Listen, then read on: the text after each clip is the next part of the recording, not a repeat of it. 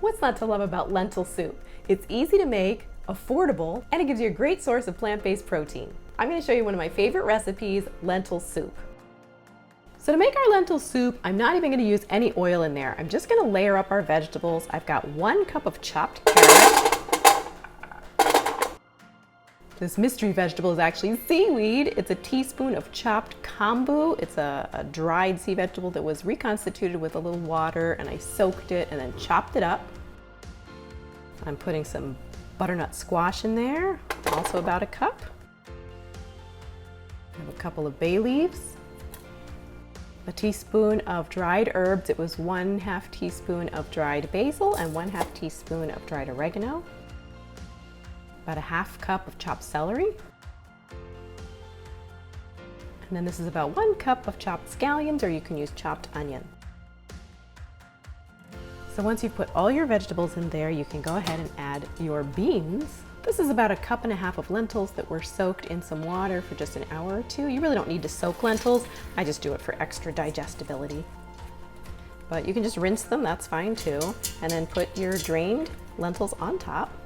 You can use vegetable broth, or I'm going to use water. Just even plain old water really doesn't make that much of a difference because you still get nice flavor from all those vegetables in there. I'm adding just enough water to cover the beans and the vegetables, the lentils and the vegetables by about 1 inch or so. Now I'm going to bring this up to boil on high, and then I will lower it to simmer on low heat for about 30 minutes, covered.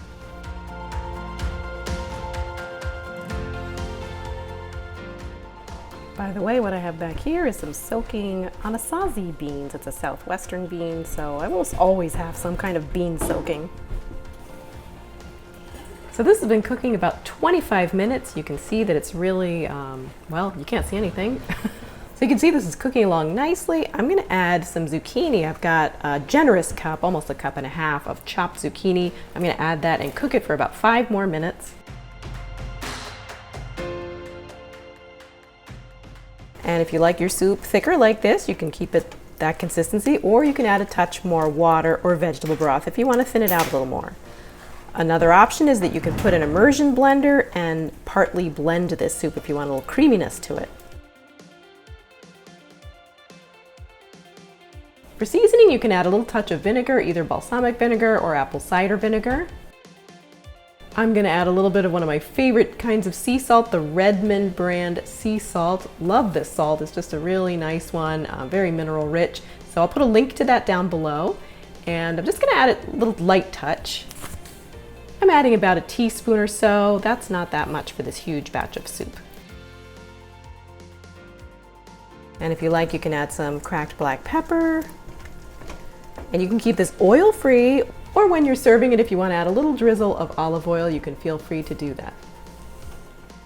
So now that I've added the zucchini, I'm going to cover this and cook it another 5 minutes, and then we'll serve it nice and hot.